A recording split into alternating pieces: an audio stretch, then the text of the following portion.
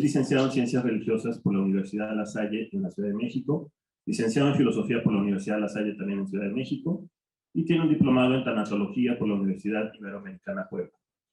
Ha impartido clases en todos los niveles educativos, tiene participación como conferencista a nivel nacional e internacional y como facilitador de talleres y diplomados en diversas universidades e instituciones de educación. Los ámbitos de investigación y docencia en los que ha trabajado son desarrollo socioemocional, derecho a la educación, ética de las empresas, filosofía de la educación e historia de la filosofía universal y mexicana, así como teología moral, mística, espiritualidad y tanatología.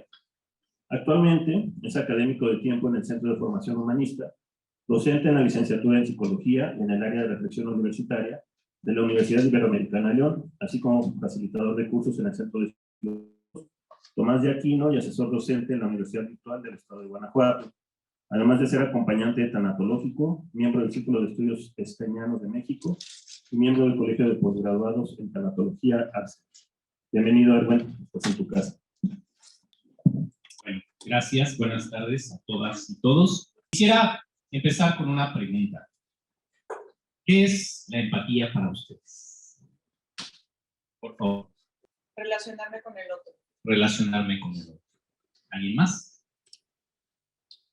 Precisamente dentro de las definiciones que habitualmente hay en torno a la empatía, se vincula primariamente la noción de establecer una relación con el otro, ¿sí? No puedo empatizar conmigo mismo, mas sí puedo empatizar con el otro. Sin embargo, tenemos que, para que se dé un proceso de empatía, necesariamente tiene que partir de una experiencia personal. Ahora bien, empatizar, de repente nosotros lo vinculamos con ponerme empate con el otro, o empatar, estar a la par del otro. Y no necesariamente.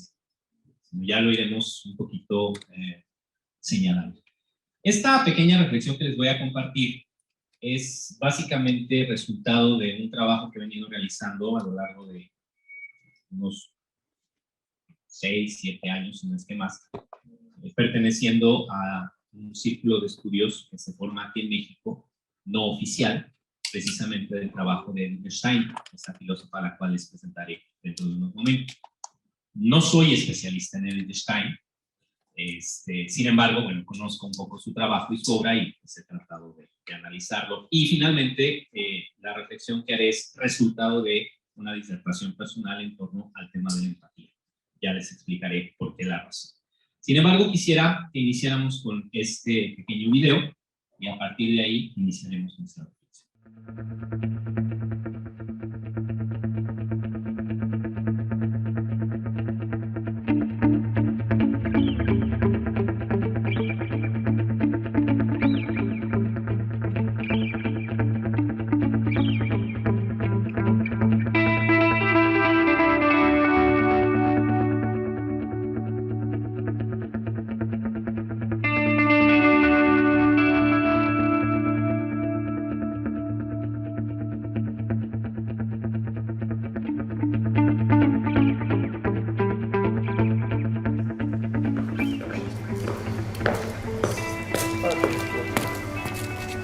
Lucas.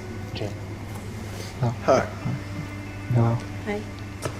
Hi. Hi. Hello. Hello. Hello. Hello. How are you? Good. You came for the casting? Yeah. Perfect.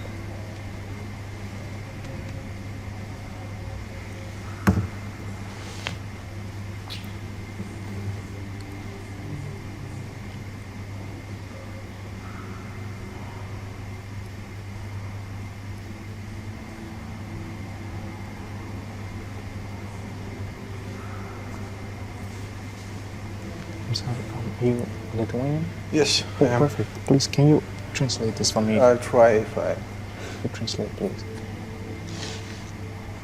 You will have to say this, or you will. No, like on my Facebook page, and someone wrote it to me, I don't know, the person.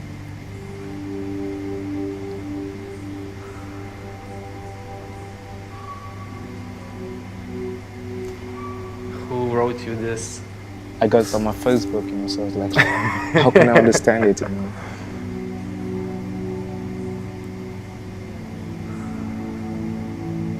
Oh, do you know this guy?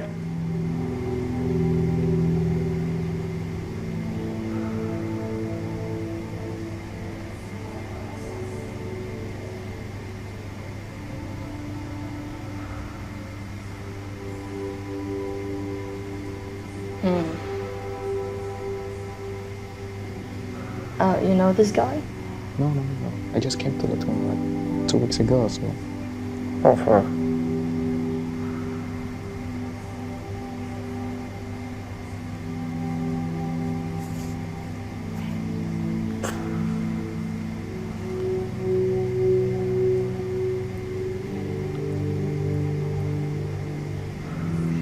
You know, I will not translate it to you. It's very humiliating.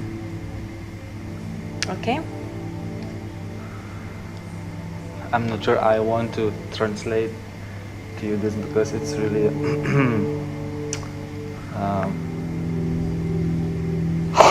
Shit. It's very difficult to say to looking in your eyes. So, no, I can't. no. didn't work. Well, I mean, like there's no like useful information for you here. You wanna hear this, really? Yeah, because I would like to know better, you know. Okay, but okay. Well, you will get this really personally, or you will not get this personally. I don't know, you know, because I just came to your country 2 weeks ago, so Yeah, And I it's got, racist. It's really bad, and I don't like this. So, okay, I'm gonna try to say these words. So, yeah. Monkey, what are you doing in Lithuania? Go back to Africa.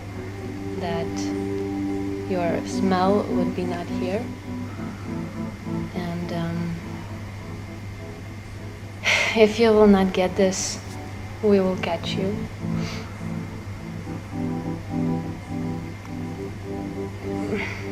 And from your slave skin,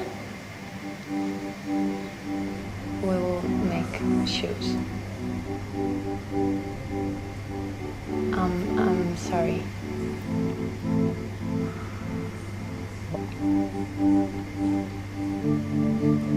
Sorry, don't read it, okay? Just.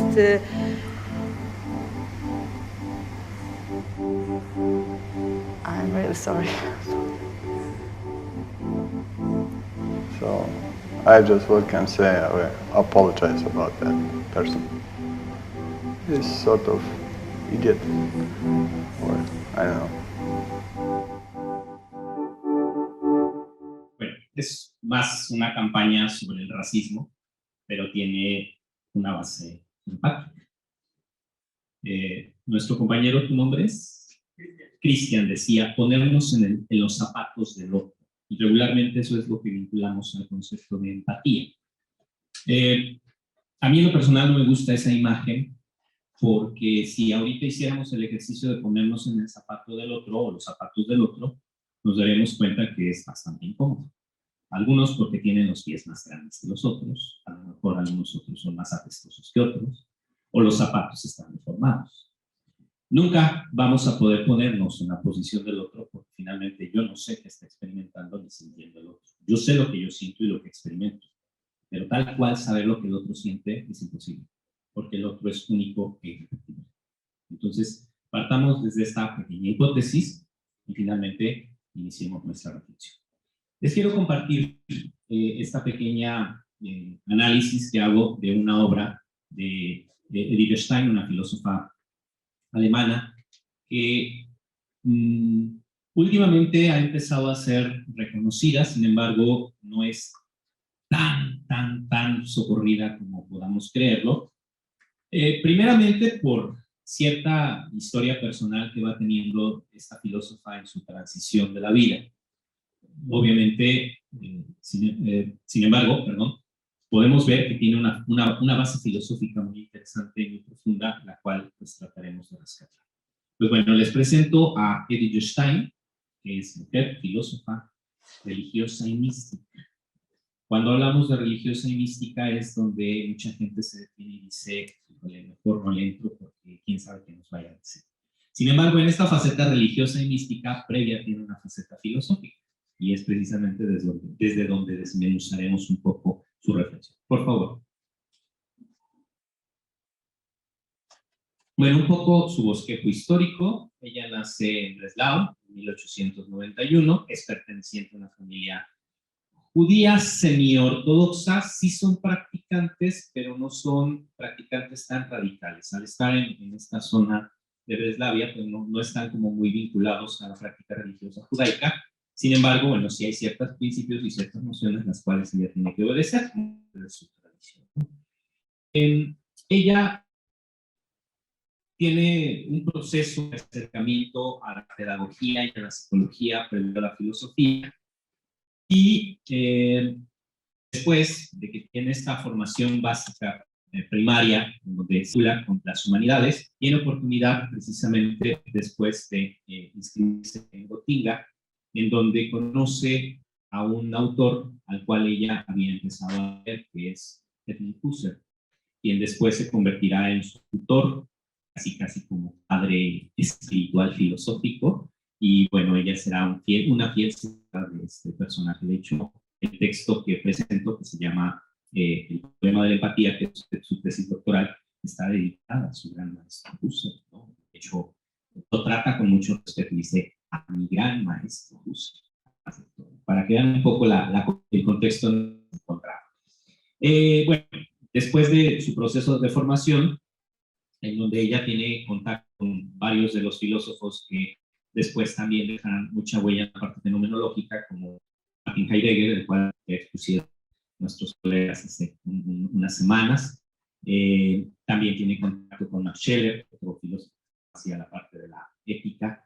Lipps, que está más vinculado a la cuestión de Lipps, que está vinculado a la parte de la psicología, pero también de la estética. Entonces, ella va a estar vinculada con toda esta masa. Sin embargo, obviamente quienes sobresalen son los hombres, por el contexto de la historia, ¿no?, en la que estamos sometidos. Sin embargo, ella tiene mucha presencia en el aspecto filosófico. Y presenta su tesis doctoral sobre el problema de la empatía en la Universidad de Friburgo, y se llega a publicar este texto. Esta es una versión, la primera edición mexicana que se hace, traducida por el padre Alberto Pérez Monroy, al cual tuve oportunidad de conocer en vida, el padre Pérez Monroy. Y él la traduce al castellano, es la primera traducción que hay del alemán al castellano, y después empiezan a salir algunas otras ediciones, como que es de el autor.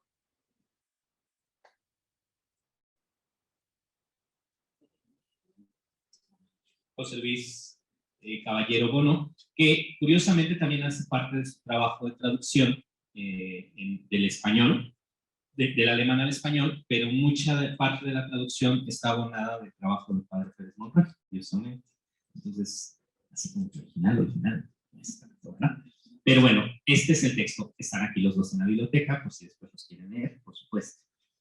Y curiosamente, este texto lamentablemente no nos llega completo. La tesis local está dividida en dos partes. La primera parte está vinculada al aspecto histórico de la empatía, y la segunda parte es básicamente lo que tenemos impreso, que ya es un poco su reflexión fenomenológica sobre el aspecto de la empatía, su disertación tal cual filosófica.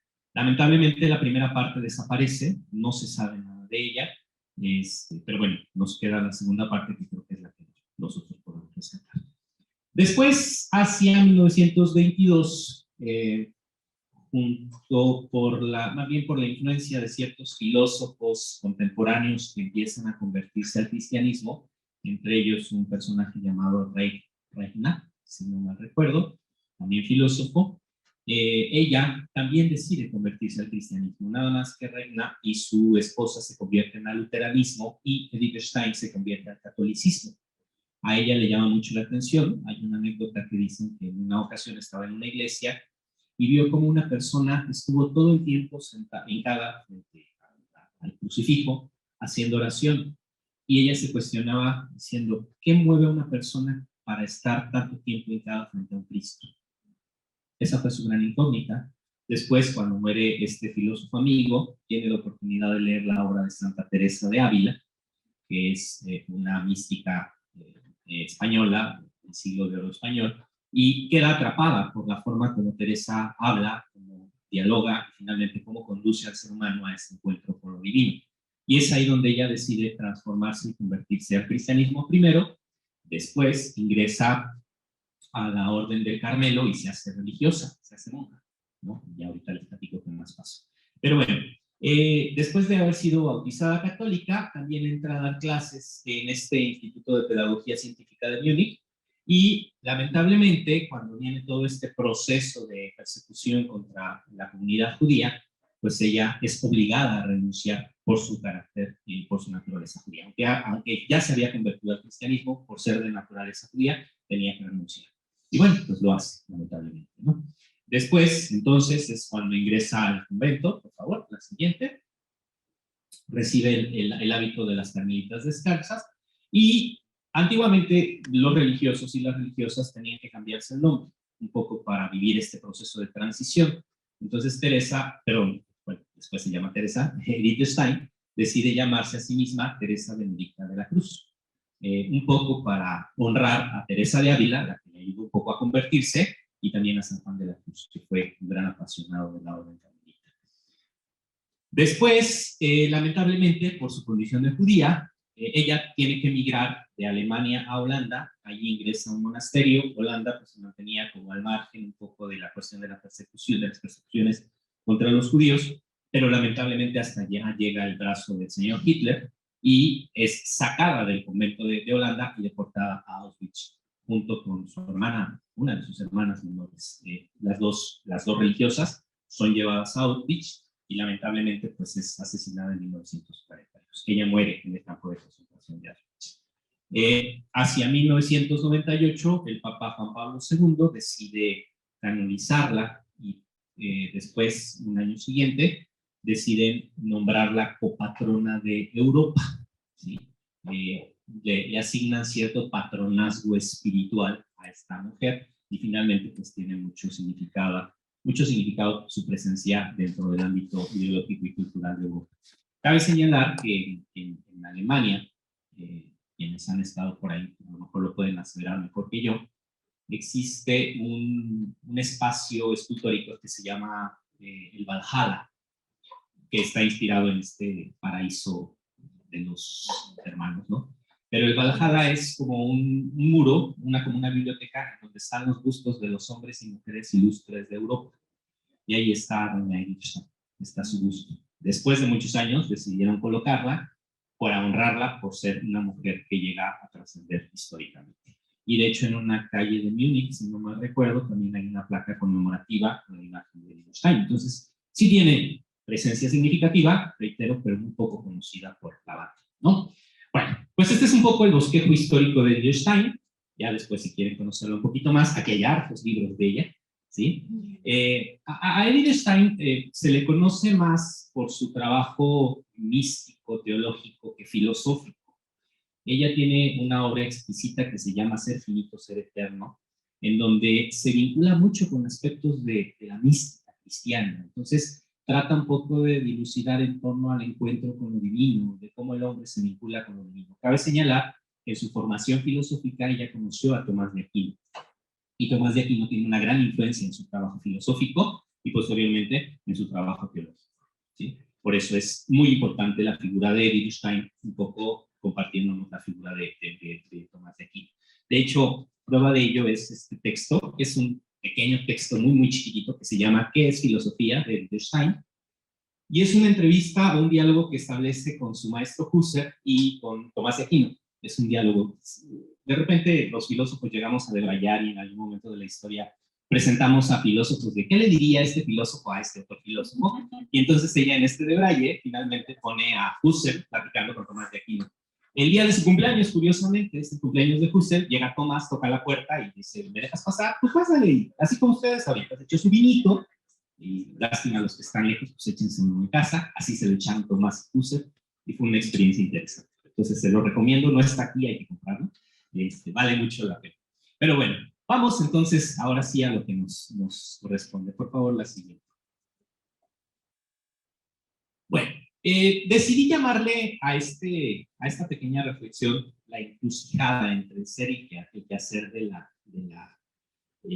empatía, precisamente por esta incógnita o esta gran cuestionante que yo les hacía al principio. ¿Qué es para nosotros la empatía? ¿Sí? Y precisamente concluyo en cierta medida que hay una diversidad de interpretaciones de la empatía. Desde el ámbito psicológico hay su postura específica y está vinculada a la cuestión de las emociones, ¿no? Desde el ámbito práctico, laboral y social, pues hablamos un poco de ponernos en el zapato del otro y de entender un poco la realidad que vive el otro.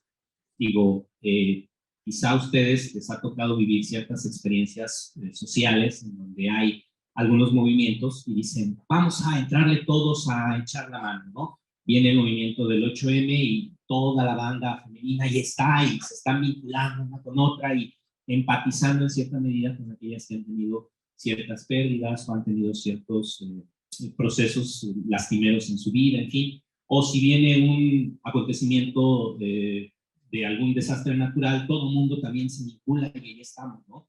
Un poco la experiencia del temblor o de los temblores, pues toda la banda se empatiza por aquellos que han sufrido la pérdida de sus pertenencias, ¿no? O cuando estamos en un proceso de duelo, nosotros tratamos de empatizar y entender un poco el sufrimiento del otro. O simple y sencillamente cuando alguien pierde algo o olvida de algo. Entonces, la forma de interpretar la empatía es muy sui generis, finalmente implica todo un contexto. Sin embargo, frente a esta situación, Edith Stein se detiene y dice, ¿qué es ser empático? Y precisamente va a partir de 3 visiones que obviamente a ella le influenciaron en su contexto de formación filosófica. La siguiente, por favor. Los 3 personajes que van a influenciar son Edmund Husserl, su maestro, Theodor Lipps, que va a ser también maestro de ella en el ámbito de la psicología, y Max Scheler, que será compañero y colega. Los 3 hacen su disertación sobre la empatía. Obviamente están fundamentados en una corriente filosófica que se llama fenomenología. Dentro del estudio de la filosofía, yo ahorita platicaba con Gerardo, la fenomenología vendría siendo, espero que un fenomenólogo no me escuche porque me colgaría, sería como la metafísica contemporánea, ¿no? Un poco, porque es muy compleja la reflexión de la fenomenología. De hecho, son pocos los que deciden entrar a la fenomenología y los pocos que le entran no saben definir lo que es la fenomenología, de tan compleja que es, ¿sí? Yo por eso me mantengo al margen y digo, bueno, yo hago un análisis de la obra, más no soy fenomenólogo, porque si no, no estaría aquí para empezar. No sé en dónde andaría, pero no estaría haciendo esta reflexión. Bueno, Husserl, él presenta un texto que se llama Las ideas, precisamente, y en este texto él establece que los sujetos entran en relación recíproca gracias a la empatía. Ese es como uno de los postulados que plantea en este texto. Pero él dice que la empatía es a base o será a base de la experiencia de la conciencia ajena y de sus vivencias, a diferencia de la experiencia de la propia conciencia personal. Así, haciendo una ejecución de, bueno, hay una experiencia que tú tienes como persona, yo tengo una experiencia que tengo como persona, y en algún momento nos encontramos en la historia, y es ahí entonces donde empezamos a vincular nuestro proceso empático. Edith Stein toma este postulado para plantearlo y ya le da nombre y forma, ¿no? Pero bueno, es de donde parte. No profundizo más porque, bueno, también ya es más complejo como lo va estableciendo Husserl, y además no es también muy profunda la idea que él llega a rescatar de esta noción. Theodor Lipps, por ejemplo, a diferencia de Husserl, él es el primero, bueno, al primero que se le atribuye el concepto de empatía. ¿Cómo se pronunciaba, Mario? Einfühlung. Yo no sé alemán. Bueno, tenemos 2 maestros de alemán, ¿no? Esta palabra él la utiliza por primera vez. Sin embargo, ya hay un autor previo a él, no recuerdo ahorita el nombre, que ya la había utilizado, sin embargo, no profundiza sobre ello. Lipps, sí lo hace. Y él lo utiliza desde el aspecto, desde la estética. Él comenta, a propósito de cuando hablaban de la obra de arte, ¿no? que al estar preparando la reflexión, me acordaba de esta experiencia, ¿no? ¿Qué pasa cuando tú te plantas frente a una obra de arte? Digo, pensemos en esta obra de $30 millones que cuesta la pintura de mi querido amigo Van Gogh, ¿no? Los girasoles que llenaron con la lata de Campbell's. ¿Qué pasa cuando tú te paras frente a esta obra?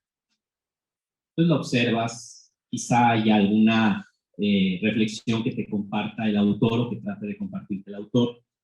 Sin embargo, finalmente quien termina generando este vínculo con la obra es uno mismo y lo hace a partir de su propia experiencia. Lips dice que ese es el ejercicio de la empatía. Yo empatizo con el autor. ¿Por qué mucha gente se indignó cuando dijeron mancharon la pintura? Una de las tantas que hizo los girasoles Van Gogh. ¿Por qué habrá sido? Se reflejaban en ella. ¿Por qué te reflejas en ella? Es que mancharon la pintura de los girasoles. Una de 7 pinturas. Y no creo que haya sido la más artística. Yo no sé, no soy historiador del arte, ¿no? Pero ese es el problema, que yo empatizo con él o yo me vinculo con él precisamente por el significado y el sentido que yo le doy a partir de mi propia formación y mi propia experiencia, ¿sí? ¿Qué pasó con la bandera de México de aquel chavo francés que tuvieron que correr de ya saben dónde? No decimos dónde porque no es de nuestra casa de estudios. ¿Qué pasó? Lo regresaron a Francia. ¿Por qué? Por insultar nuestro lábaro patrio. Y si hubiera sido una bandera del Necaxa, nadie le va al Necaxa, ¿no? ¿Qué hubiera pasado? Lo queman, ¿quién sí le va al Necaxa? ¿No? Lo hubieran quemado. A lo mejor no hubiera sido tan significativo porque tú no estás depositando precisamente esta proyección, este reflejo en el objeto. Si hubiera sido de mi América, pues a mí sí me hubiera puesto mal, muy mal. O si hubiera sido de nuestros queridos León, pues también hubiera sido peor, ¿no? Ahí yo creo que se le hubiera ido muy mal. Pero bueno, ese es parte del proceso, ¿no? Nosotros depositamos en ello lo que estoy de alguna manera construyendo en mi propia experiencia. Por eso hablamos de proyección, reflejo e irradiación de mi yo en la aparición personal sensorial que se da en el cuerpo. En este caso, el objeto. Y finalmente, Max Scheler, él trata de establecer un poco desde la visión ética, esta reflexión en torno a la cuestión de la empatía. Y él dice que, o habla en este texto acerca del fundamento de la suposición de la existencia del otro yo, dice que las vivencias son dadas sin ser calificadas como propias o ajenas. Un poco veremos que Wittgenstein difiere de Max Scheler y se aparta de él precisamente por esta diferenciación, ¿no? Hay una cosa de mi propia vivencia y hay una cosa de tu propia vivencia.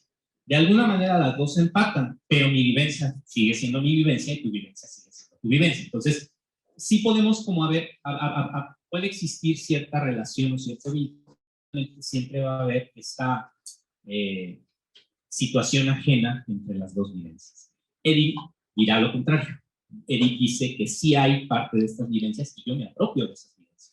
Por eso, finalmente, Eric se desvincula de estos 3 personajes. Un poco para entender el contexto de dónde viene esta noción de empatía. Por favor, la siguiente. Bueno, hasta aquí no sé si tienen alguna pregunta. ¿No? ¿Todo bien? Digo, soy muy didáctico. Finalmente me dedico a esto. Perdonen ustedes, ¿no? Ok. Propiamente, el trabajo de Wittgenstein, de esta tesis doctoral, el objeto es centrarse en el conocer cómo los sujetos entran en relación empática con el otro. Esa es la base de su caso. ¿Cómo yo puedo ser empático con la persona que está a mi lado? Quiero que se piensen en el primer día de clases en donde no se conocen. Se sientan junto a alguien que en la vida has visto. Y después de un año, después de un semestre, después de un mes, ya empiezas a vincularte con el otro. Empiezas a empatizar. Y la empatía, diría Edith, no necesariamente se vincula en la desgracia o se genera en la desgracia. La empatía se vive hasta en las alegrías. En este momento estamos siendo empáticos los que estamos aquí. Quizá porque a lo mejor nuestros profes nos dijeron tienen que ir a este rollo a escuchar al maestro. O quizá porque algo me puede dejar y algo puedo aprender de él. Entonces estamos empezando a tener un vínculo empático. Empezamos a empatizar los unos con los otros. Así pues, Edith nos dice que cada individuo es un sujeto psicofísico y espiritual. Somos individuales. Tenemos estas categorías que de alguna manera nos desarrollan por cuerpo y mente, corpus et psique, ¿no? La famosa psique, pero tenemos un elemento interno que es el que nos permite vincularnos con el otro o con lo otro. A eso nosotros le llamamos, por eso Edith le llama de alguna manera este fenómeno espiritual. Y no tiene nada que ver con categorías religiosas, ¿sí?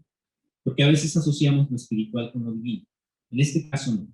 Lo espiritual es este quid interno que de alguna manera te motiva para vincularte, apropiarte y relacionarte con lo que hay alrededor. El arte es una experiencia estética espiritual, ¿sí? Y tiene que ver algo con lo religioso. Si ustedes se van al, ¿cómo se llama el concierto que hubo el fin de semana? En el Tecate Fest. Es una experiencia espiritual allí. Y no tiene nada que ver con lo religioso. Porque escuchas a tu grupo y ese te atrae, ¿no? Si tú vas a, no sé, escuchar un concierto de la Orquesta Filarmónica de no sé dónde, también vas a tener una experiencia espiritual. La persona que se paraba frente a los girasoles de Van Gogh también tenía su experiencia espiritual. O cuando tomas la mano de tu pareja, o le das un beso, o te... Esa es una experiencia. Así pues, el análisis que hace Wittgenstein es a partir de un fenómeno. La palabra fenómeno viene del griego phainomeno, que se traduce al castellano como lo que aparece, o lo que se me presenta. Por eso cuando alguien se te ponga enfrente y te dice, oye, eres un fenómeno, no te ofendas, no te ofendas, porque eres lo que te le estás presentando. Yo soy un fenómeno para ustedes porque me les estoy poniendo enfrente, me estoy presentando a ustedes, ¿sí? Entonces todo lo que sucede a nuestro alrededor finalmente son fenómenos. El viento que estamos sintiendo del ventilador, los que nos están siguiendo a través de las redes sociales, pues la imagen que está saliendo a través de sus pantallas, ustedes que están tomando a lo mejor de agua, de refresco, de café, están experimentando un fenómeno. Entonces, son experiencias fenoménicas. Edith precisamente se plantea desde el fenómeno mismo la reflexión en torno a la empatía. Y ella entonces nos dice que esta experiencia fenoménica se da a partir de la aprehensión de las vivencias ajenas, apercibimiento del vivenciar del otro. Son palabras medios complejas, son como trabalenguas, pero no es otra cosa más que apropiarme de lo que tú estás viviendo y experimentando, y finalmente en este apercibimiento es, en cierta medida, hacerlo mío, ¿sí? Cuando llega tu amiga o tu amigo y te dice, ¿qué crees?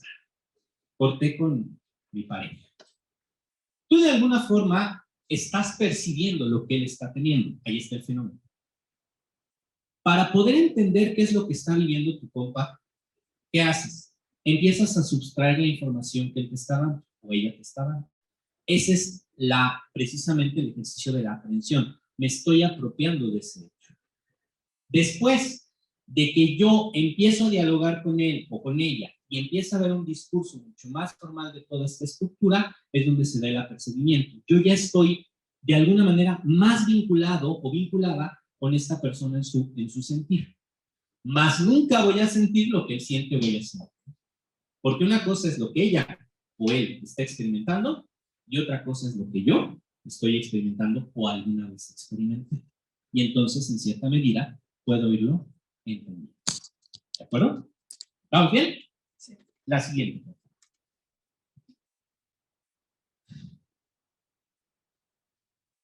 Bueno, la palabra empatía viene del griego empaté. Curiosamente, esta palabra, en sus orígenes, estaba vinculada a la cuestión de la enfermedad. Pathos, para los que saben de salud, es pathos, padecimiento, y se vincula al dolor y al sufrimiento. Sin embargo, conforme fue avanzando un poco la reflexión en torno al concepto, sí hay cierta afectación y cierta afectación emocional, pero no en un sentido negativo. Simple y sencillamente es la afectación. Cuando tu compañero o compañera viene y te platica su rompimiento, tú de alguna manera quedas afectado por lo que él te está compartiendo, emocionalmente incluso. Por eso lo escuchas y dices, no, pues sí está gacho. ¿No es cierto? Hay una afectación. Y obviamente tú no vas a sentir ese rompimiento del corazón en donde tú, no, porque pues a ti no te han cortado, a lo mejor sí ya te batearon, pero no como a él o como a ella, pero lo vas a entender. Entonces hay cierta afectación y ahí es donde empiezas a empatizar. ¿Sí? ¿Vamos bien? La empatía entonces puede ser vista de una forma muy simple como una razón recíproca entre las personas. No es lo mismo que yo, Erwin, llegue y te platique mis penas, a mí no me conoces, a que llegue tu amiga o tu amigo, tu hermana, tu hermano, tu papá o tu mamá, a que te platiquen sus penas. ¿Qué implica allí? En ese ejercicio. ¿Qué implicará? Afectividad, cierto lazo, cierta vinculación, cierta relación. ¿Sí? Si Moni llega y me platica, oye, fíjate que se me cayó el café y se me ensució el pantalón, le voy a entender, ay, no, qué gacho, no, qué feo que se te haya caído el café en el pantalón, ¿no? Pero si pasa una señora ahí en la calle y me dice, oye, fíjate que pasó un coche y me mojó, cuídese. ¿Sí se dan cuenta? No hay empatía porque no hay un vínculo. En cambio, aquí con ella sí lo tengo y digo, no, sí, está todo el día con... Y la doña, pues pobrecita doñita, qué lástima que se le cayó, que la mancharon, que pasó y le echaron el agua, ¿verdad? Pero pues para la próxima, fíjese por dónde anda. ¿Sí me explico? Entonces, en ese sentido, sí hay una razón recíproca. Y por eso se da este proceso de vinculación entre estas partes. Así pues, yo aprendo, capto y finalmente entiendo las vivencias de otros. Y en determinado momento, estas vivencias pueden ser clarificadas o pueden ser profundizadas. ¿Se acuerdan del video al principio de la sesión?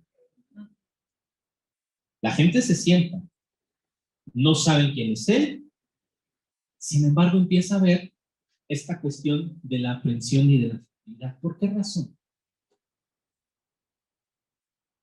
¿Por qué razón se da? ¿Por qué empiezan a vincularse con la persona?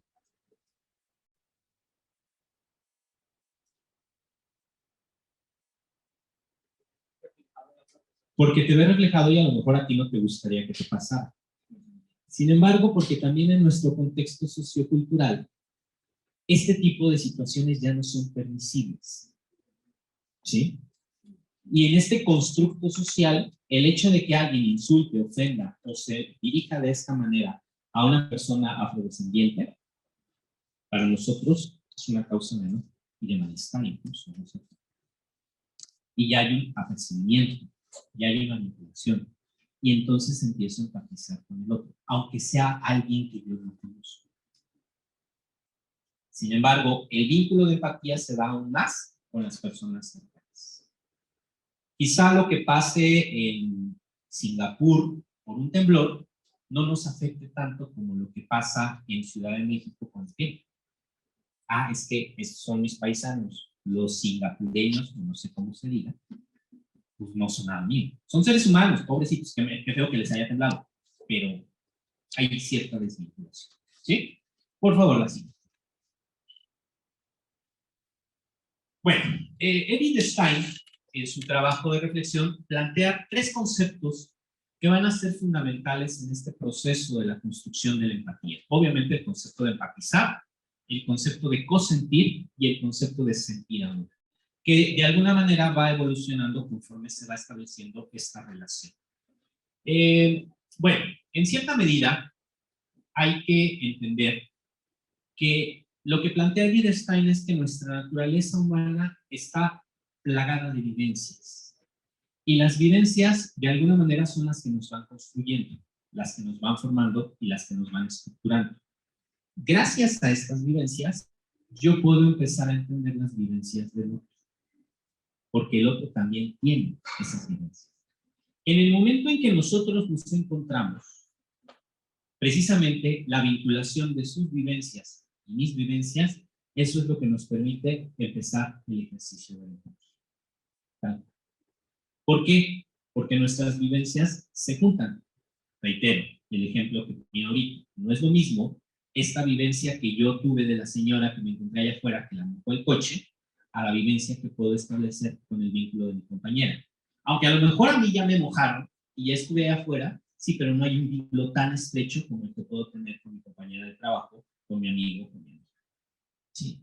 Y estas vivencias se van unificando. Nosotros, nosotras, en este momento estamos teniendo una captación, una relación y una interacción de vivencias. Y ustedes vienen con sus vivencias personales, yo vengo con mis vivencias personales. Y es ahí entonces, estas vivencias se traducen también, en cierta medida, en emociones. Y las emociones las llevo precisamente al ejercicio de la conciencia. Soy consciente de lo que vivo, soy consciente de lo que me hace sentir, de lo que experimento, y finalmente soy consciente de lo que el otro, en cierta medida, está experimentando y lo que yo estoy experimentando. Aunque, en determinado momento, pues son experiencias totalmente personales y únicas. Yo no voy a sentir lo que lo otro. Por eso cuando lleguen ustedes a un sepelio o a un velorio, eviten decirle a la persona, lo siento mucho, porque no tienes ni la más remota idea de lo que el otro está sintiendo. Has experimentado y has tenido vivencias similares, mas no sabes lo que él o ella está sintiendo. Como parte de un consejo de Einstein. Siguiente, por favor. Ahora sí. Hay dos momentos importantes en el proceso de la empatía, según Edith Stein. El encuentro con el otro, que puede ser, ella lo menciona como una simple percepción. Ahorita estamos teniendo un proceso empático simple y sencillo, primario, vamos a llamar. Ahorita estamos aquí, platicamos, me escuchan, y ya. Se van a comer, se van a sus clases, se van a dormir, se van a la fiesta, lo que quieran. Y se acabó la historia. Ya. Este primer encuentro, el primer encuentro. Sin embargo, Edith Stein establece que hay un segundo paso, o un elemento secundario, que ya es el contacto cercano con el otro, para que establezcamos un encuentro empático realmente fuerte. Y es ahí donde ya me vinculo yo emocionalmente con la otra persona. Lo mismo que pasó con la señora que le mojó el coche y lo mismo que pasa con Moni. Yo sé que Moni tiene un problema porque va a tener su pantalón manchado. También sé que la otra señora, pero la otra señora lamentablemente no me es significativa porque no convivo conmigo. Y no hay este vínculo de contacto cercano. No por ello no puedo solidarizarme con ella, no dejo de solidarizarme con ella. Y decir, oye, si estuvo gacho, ¿no? Qué mala onda que el otro te haya pasado y te haya mojado. ¿Sí? Por eso, en cierta medida, los seres humanos estamos en este ir y venir entre lo que de alguna forma nos empatizamos de una forma directa o nos empatizamos de una forma más relacional, pero desvinculada. ¿Sí? Por favor, la siguiente. Este es como más o menos el proceso que diría Edith Stein que debemos de seguir en nuestro análisis de la empatía. Primero, puede haber una vivencia recordando, puede haber un vivenciar de la emoción originaria en el momento en que sucedió, también puede haber un olvido. Edith Stein llama a las experiencias, le llama vivencias originarias y vivencias no originarias. Las vivencias originarias no son otra cosa más que aquellas experiencias que yo estoy teniendo en mi vida y que son significativas para mi proceso. ¿Sí?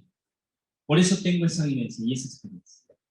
Las vivencias no originarias serían las que experimenta la otra persona, que son de ella y que en cierta medida, cuando me encuentro con ella o con él, estas vivencias se empatan.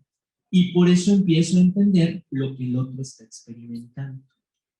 Desde mi vivencia originaria hacia su vivencia originaria. Diríamos, en forma muy sencilla, la empatía son encuentros de vivencias originales. Las de él las de ella y las mías. Y es ahí entonces donde se vincula.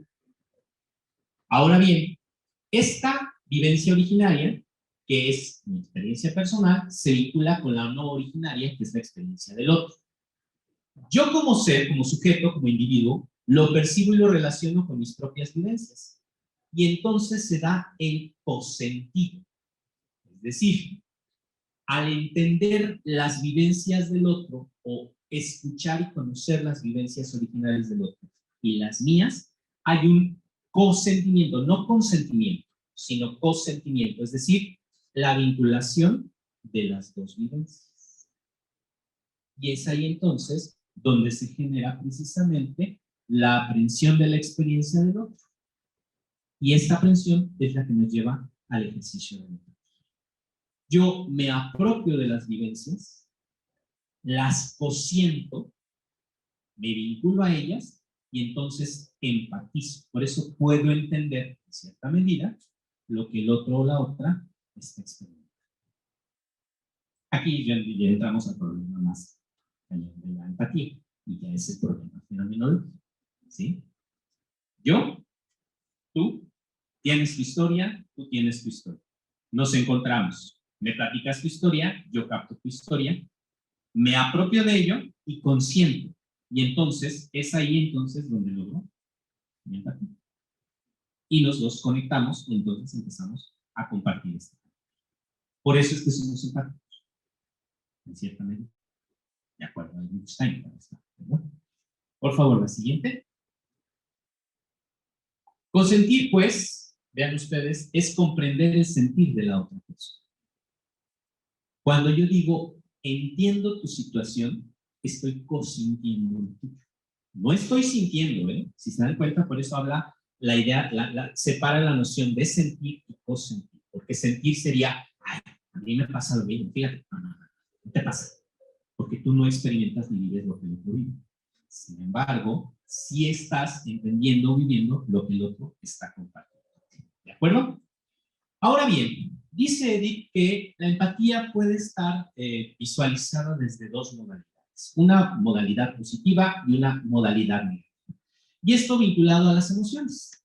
Ya casi termino, no se preocupen. La experiencia de la vivencia empática positiva se asocia directamente a la cuestión de la alegría o de las emociones de la que se generan a partir de la alegría. Así pues, en mi experiencia originaria, hay muchas experiencias que de alguna manera me van construyendo como individuo y me fortalecen y hacen que tenga cierta armonía en mi propio ser. Cuando yo me vinculo contigo y no hay necesariamente este vínculo empático, ella dice que entonces se presenta esta idea que menciona como empatía negativa, porque no hay, diríamos en términos más prácticos, este match con el otro. La experiencia que yo tuve con la doñita que la mojó el coche podría ser una experiencia empática negativa. La experiencia que yo tengo con Doni es una experiencia empática positiva. Por este vínculo y esta cercanía que yo estoy estableciendo. Claro, es más complejo, como ella lo plantea, ya le pueden echar un ojo al texto, pero más o menos así es como lo más dice. ¿De acuerdo? Finalmente, la siguiente, por favor, si es tan amable. Ella concluye, después del concepto de empatizar, cosentir, viene el concepto de sentir a una. Y vean ustedes, el sentir a una, ella lo asocia con el enriquecimiento de la propia vivencia. Es decir, me vinculo con los sentimientos del otro y esto de alguna forma enaltece, fortalece y de alguna forma enriquece mis propias vivencias. En cierta medida, cuando yo me vinculo de la experiencia y las vivencias del otro, esto también me deja una experiencia. Y esta experiencia me deja un aprendizaje. Y este aprendizaje me deja una apropiación. Y entonces, cuando haya algún acontecimiento que yo experimente, diga, recuerdo lo que el compa o la compa me dijeron sobre esta situación, entonces ya lo hago parte de mis propias vivencias personales. ¿Sí? En psicología, ¿cómo le llaman cuando hay esta relación paciente-terapeuta? Transferencia. Hay una transferencia, bueno, es que aquí tenemos a varios psicólogos y los que no son, pues, tratamos de ser psicólogos, ¿no? Hay como un proceso de transferencia. Eso sería como la parte del sentir a una transferencia, aunque obviamente no te quedas clavado en ello, porque si no entonces irías cargando con el muertito todo el tiempo y pues no es mi bronca, es bronca tuya, pero ya forma parte de mis vivencias y lo voy consiguiendo y me voy adecuando. ¿De acuerdo? Bueno, a forma de conclusión, puedo decir que la vivencia de la empatía personal permite establecer un vínculo de unidad con el otro que nos hace posible alcanzar la comprensión de sus propias vivencias. En cierta medida, esto es lo que nos lleva al ejercicio de la empatía. Entender mis vivencias, entender tus vivencias, empatarlas o sentirlas y lograr este ejercicio de sentir amor. Para saber que tú también, como yo, eres un ser humano, tienes las debilidades, tienes potencialidades, pero también tienes la posibilidad de ser feliz. Abrimos el espacio para preguntas, comentarios, intervenciones. Hola, hola. Primero, felicidades por el tema. Me parece que el cambio de visión a cuestiones de empatía en la actualidad son fundamentales. Justo hoy voy a revisar en filosofía del derecho de la cortina. Entonces, es pasar de las racionalidades a justo la empatía, ¿no? Acá es con su ética cordial. Pues primero ese paréntesis.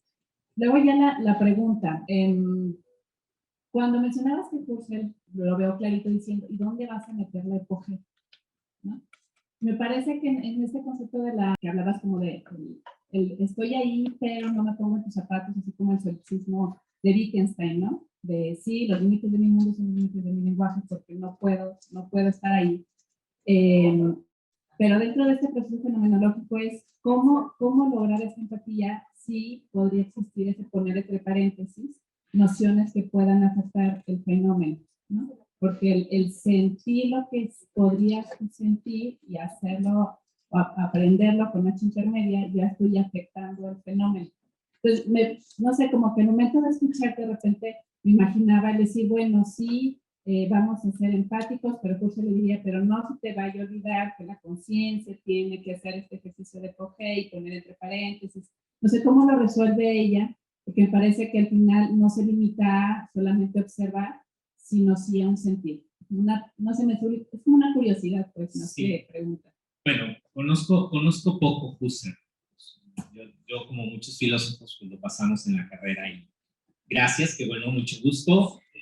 Tuve un proceso de empatía primario, ya te vi, ya me fui, ¿no? Pero bueno, el señor tenía sus razones. Yo me atrevería a decir, digo, sin a lo mejor cometer un error, y ya los especialistas en Einstein, que seguramente nos están viendo, pueden dar esta respuesta. Yo creo que ella es muy clara en donde establece cuál es tu límite como límite. Y por eso yo creo que el mejor ejemplo, la mejor idea que ella plantea es las vivencias originarias. Si tú te desvinculas de tus propias vivencias y te sumerges en las vivencias originarias del otro. Voy a poner un ejemplo más simple. Cuando voy en la calle y veo a los perritos de la calle, sufro por ellos. A ver, Edwin, digo, está bien que entiendas la realidad del perrito, pero no te puedes convertir en Francisco de Asís o la Madre Teresa de Calcuta y llevarte a todos los perritos a tu casa. Mi esposa, que ahorita se acaba de ir, me diría, los traes y te corro de la casa con todo y perritos, ¿no? Entonces, en estas vivencias originarias, diría, sí, entiendo un poco la dinámica y me conduelo de los animalitos, pero no es mi responsabilidad, ciertamente. Ahorita estoy en un proceso de formación de tanatología. Entonces, algo que nos han enseñado mucho en psicología y que seguramente en psicología y los que se dedican a la terapia lo tienen claro, es no vincularte más allá de las limitantes y posibilidades que tú tienes como acompañante o terapeuta. Porque en el momento en que cruzas la línea y te vinculas de más con el paciente o con el acompañado, ahí te pones. Evitaría desde la experiencia empática. Tú tienes tus propias vivencias originarias y eres clara y consciente de tus propias experiencias. cosa, dice que yo, Erwin, vengo con mi carga, Otón viene con su carga, y él tiene sus vivencias, las pueden empatizar, pero tú no eres responsable de las vivencias de Otón, ni eres responsable de mis vivencias, ni yo soy responsable de las vivencias. Son parte de este proceso de constructo. Yo creo que ahí es donde Edith pondría el límite, ¿no? La experiencia originaria, tuya, la empatas con las del otro, y finalmente entonces es ahí donde empiezas a crecer. Sin embargo, no dejes de ser consciente de que el otro es el otro, y tú eres tú, ¿no? Creo que es una reflexión perfecta. Gracias. Hola, Erwin. Muchas felicidades por tu exposición y muy agradecido por la invitación. Quería, pues, preguntarte algo que me interesa.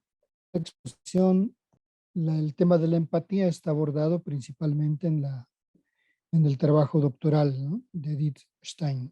Pero mi pregunta es, ya considerando su pensamiento en su conjunto, parte de la fenomenología es un análisis fenomenológico. Pero ahí mi pregunta sería, ¿cómo pasa de la fenomenología a la cuestión metafísica, ontológica en su pensamiento? O simplemente porque no es un estudio psicológico, ¿no? Ese sería el planteamiento, Erwin. Y gracias por la oportunidad. Él fue maestro mío, así es que parte de las burradas que diga son culpa del padre Erwin. Es sacerdote, es filósofo también. Él está en Ciudad de México, fue mi maestro en la Universidad La Salle, en el ámbito de ciencias religiosas. Entonces, bueno, es un gusto, padre, gracias por estar acompañándonos. Yo creo que Edith no deja de ser fenomenóloga, cuando hace la obra de Ser finito, ser eterno, ahí yo creo que tiene como todo un discurso fenomenológico detrás. Sin embargo, más allá de lo que conozco un poco de la obra el texto que hace sobre la cruz, sobre San Juan de la Cruz, precisamente un poco basándose en sus teorías, y en este texto de Ser finito, ser eterno,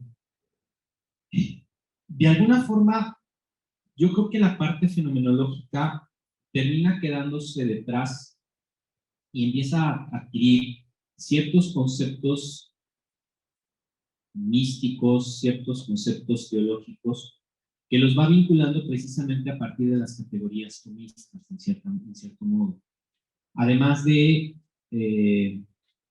esta experiencia personal que llega a tener en la relación con las obras de Teresa de Ávila y con las obras de San Juan de la Cruz.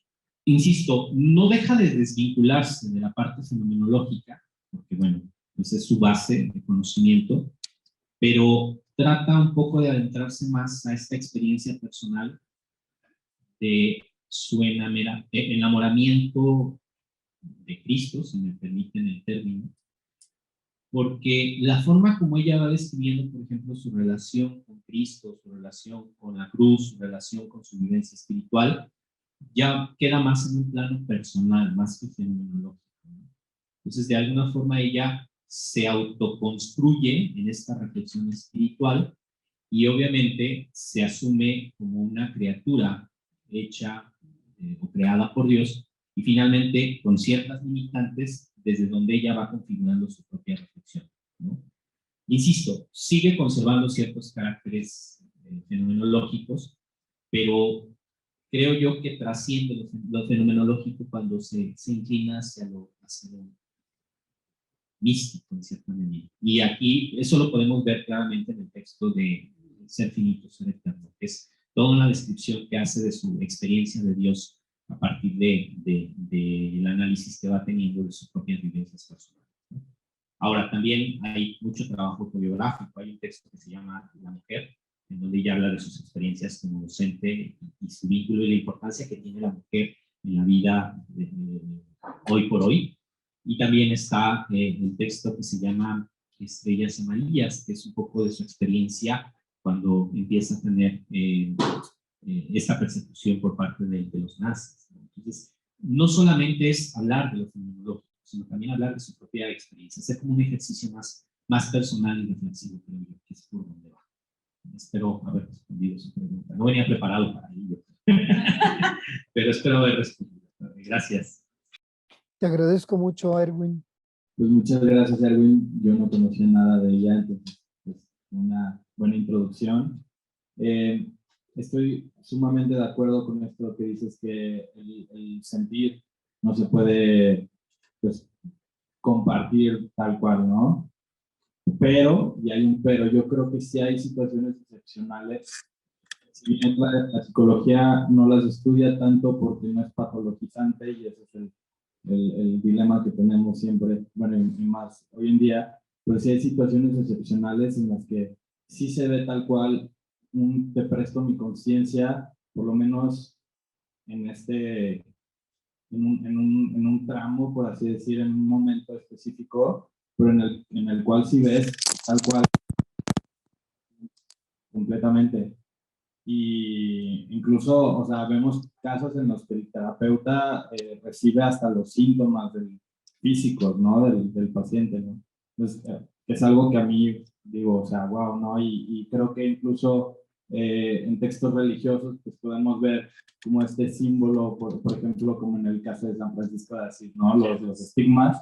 Entonces, quería saber si Edith no hace como una analogía justo con este caso, por ejemplo, el de San Francisco de Asís, de los estigmas, y llega a ser como una hilación de este tema.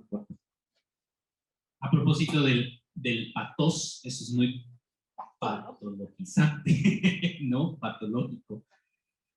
No se mete en esas honduras, Edith. Su experiencia reflexiva más, que era lo que mencionaba ahorita, desde la perspectiva de la mística, es más vincularte yo, Señor, sí entiendo, estás aquí, soy tu criatura, pero no tengo más vinculación conmigo, ¿no? Hay un poema que se le atribuye, si no mal recuerdo, a Teresa o a Frañón, alguno de estos frailes místicos que decían: no me mueve mi Dios para creerte, el cielo que me tienes prometido, ni el infierno tan temido para dejar por eso defenderte, dice el poema este. Pero precisamente por esta situación, en cierta medida patológica, de adentrarte y quererte convertir en algo que no eres. Hay un libro de un sacerdote que antiguamente se leía mucho en los seminarios, que se llama La imitación de Cristo, de Tomás Kempis. No sé si han oído hablar de él. Seguramente varios sí. Se lo pusieron a leer cuando decían. No, de hecho ese libro ya está prohibido su lectura. No prohibido, pero sí se determina que ya no sea un texto de espiritualidad, porque era tal cual casi convertirte en alter Christus, en otro Cristo. No, o sea, no puede ser otro Cristo. Y por más que Francisco haya estado llegado, pues no era otro Cristo, era Francisco de Asís. Entonces, porque si no, entonces no sería una empatía, sino sería una patología. Yo quererme sentir a alguien que no soy, pues no sé qué padecimiento sería, o qué trastorno sería ese, ¿no? Pero no se vincula más allá de eso. Aunque sí hay un texto que habla sobre la cruz, toda la cuestión del acontecimiento de la cruz. De hecho, se llama La ciencia de la cruz, que estaba tratando. Y es un texto muy interesante también. Y habla sobre la pasión de Cristo, pero no sobre eso. Ya. Gracias, Erwin. Bueno, mi pregunta es, dentro de estos pasos que nos habías comentado que ella plantea en cuestión del proceso de la empatía, ¿en cuál tú consideras que se podría integrar de forma adecuada la compasión para que pues este proceso de empatía no termine convirtiéndose en un proceso que concluya en melancolía o algo más negativo? En el consentir, cuando estás en el proceso de consentimiento, es cuando te compadeces con el otro. La palabra compadecer viene de dos palabras latinas, compadecere. Padeces con el otro, vives con el otro la experiencia. Entonces, cuando estás consintiendo, de alguna manera es cuando estás compadeciendo y estás vinculándote a tal nivel que entiendes sus vivencias originarias y entiendes tus vivencias originarias. Por eso llegas y le dices: te entiendo, compadre. ¿Sí? Estoy contigo. ¿Por qué? Porque finalmente yo también he sentido esa experiencia, o he tenido esa vivencia. pero no dejo de tener mi propia experiencia, mi propia vivencia, y no me vinculo contigo, porque entonces si no caerías en un problema patológico y ya caerías en la melancolía, como su amigo Freud por ahí lo plantea muy bien en este texto de duelo y melancolía, que también es bueno, ¿no? Por ahí va. ¿Sí? Gracias. De nada. Gracias. Gracias por venir.